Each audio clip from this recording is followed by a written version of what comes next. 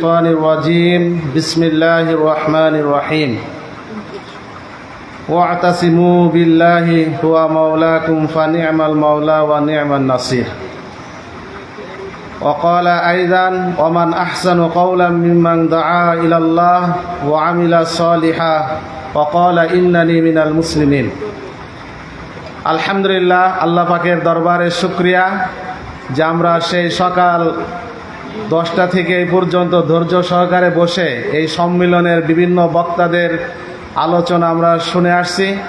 আল্লাহ যা এই পর্যন্ত আমাদেরকে ধৈর্য সহকারে বসে শোনার তৌফিক দান করেছেন, এর জন্য মহান রব্বুল আলামিনের দরবারে শুকরিয়া আদায় করি আলহামদুলিল্লাহ। মুহতারাম হাজিরিন, নতুন করে বলার কিছু নেই। ফুরফুরা দরবার সম্পর্কে আমরা বিভিন্ন বক্তাদের মুখ থেকে আলোচনা শুনেছি, আর বিশেষ করে যারা আমরা প্রবীণ মুরিদান আছি তারা তো অনেক আগে থেকে জানি এবং শুনি। তো মূল কথা হলো যে দরবারে আমরা আসা যাওয়া করি, কিন্তু আমরা কে কতটুকু অর্জন করতে পেরেছি। এই যে আজকের দেখেন এই সম্মেলনের কথা বলি, এখানে আমাদের পিসাব হুজুর উদ্বোধনী বক্তব্য দিয়েছেন। হুজুর এখনও আছেন, এখান থেকে যান নাই, হয়তো রেস্টে আছেন। আমাদের কেন্দ্রীয় মুবাল্লিগ সাহেব উপস্থিত আছেন, বিভিন্ন জেলা মুবাল্লিগরাও আছেন।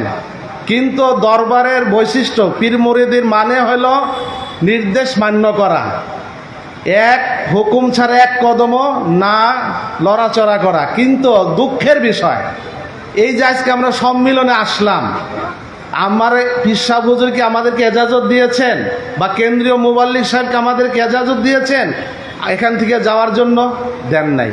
আমরা এজাজতও নেই, কিন্তু ইচ্ছা মতো এটা চলে গেছি। তাহলে মানামানি কি হলো?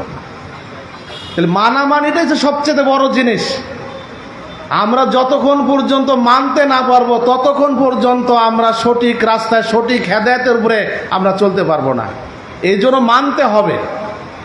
আজকে আমাদের এই মানামানি না থাকার কারণে, অনৈক্যের কারণে আজকে আমাদের দুর্দশা।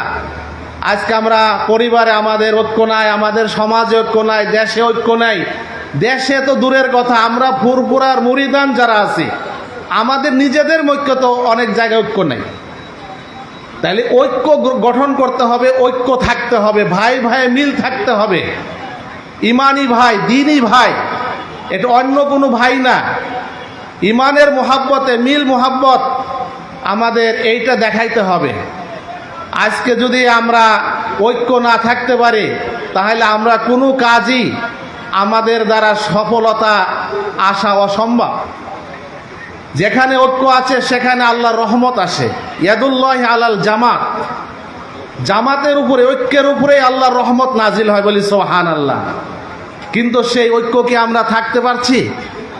আজকে গ্রামে গ্রামে যান, এক মুরিদ ভাইয়ের সাথে আর এক মুরিদ ভাইয়ের মিল নাই, এক মুবাল্লিগের সাথে আর এক মুবাল্লিগের মিল নাই।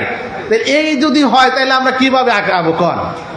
এই জন্য আমি আপনাদেরকে বিশেষ করে আহ্বান করব যে আমরা নিজেদের স্বার্থকে ছাড় দিয়ে আল্লাহর জন্য, আল্লাহ রসুলের জন্য আমরা ঐক্যবদ্ধ হই।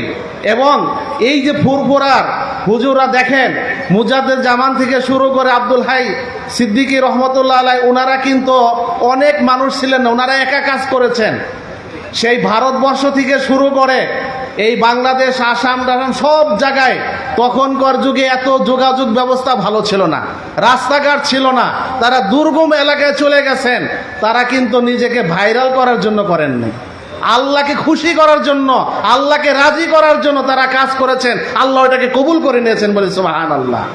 তাদের দ্বারা হাজারো শত শত ওলি আল্লাহ তৈরি হয়েছে, বুজুর্গ তৈরি হয়েছে, আল্লাহর দ্বীনি খালেস বান্দা তৈরি হয়েছে। কিন্তু আজকে আমরা মানুষ অনেক মেহনত করতেছি, অনেক কাজ করতেছি, কিন্তু আমরা আগাইতে পারতেছি না। কারণ কি? আমাদের ভিতরে সেই খুলুসিয়াত নাই। আখলিস দীনাকা ইয়াকফিকাল আমালুল কালিল। খুলুসিয়াত থাকতে হবে, আন্তরিকতা, একনিষ্ঠতা, আল্লাহর রাজি রেজামন্দি, এটা থাকতে হবে যে আমি এই কাজ করতেছি একমাত্র আল্লাহকে খুশি করার জন্য, আল্লাহকে রাজি করার জন্য। আর সবচাইতে উত্তম ওই ব্যক্তিরা যারা মানুষকে আল্লাহর দিকে আহ্বান করে। তাহলে আমি যখন মানুষকে আল্লাহর দিকে আহ্বান করব, ভালো কথা বলবো, সুন্দর কথা বলবো, নেক কাজের কথা বলবো, সত্য কথা বলার জন্য বলবো, তাহলে ওই আমলটা আমার ভিতরে আগে আসতে হবে। ইয়া আইয়ুহাল্লাযীনা আমানু লিমা তাকুলুনা মা লা তাফআলুন, যে ইমানদাররা তোমরা এমন কথা বলো না যেই কথা নিজেই তুমি মানো না, যেই কথার উপরে তুমি নিজেই আমল করো না। তাহলে আমি যদি নিজে আমল না করি, অন্যকে ওই পথে আমি ডাকি, তাহলে ওই পথে কি মানুষ আসবে?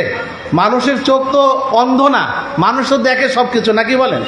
যে নিজে আমল করেন আবার সে আমাদেরকে ভালো কাজে ডাকতেছে, নামাজ পড়ার জন্য ডাকতেছে, জামাতে যাওয়ার জন্য ডাকতেছে, নিজেই নামাজ পড়ে না, নিজেই সুন্দর কথা বলে না, নিজে মানুষের সাথে সদাচরণ করে না, সৎ ব্যবহার করে না, ভালো ব্যবহার করে না, তাহলে আমাদেরকে তিনি এই কথা বলতেছেন।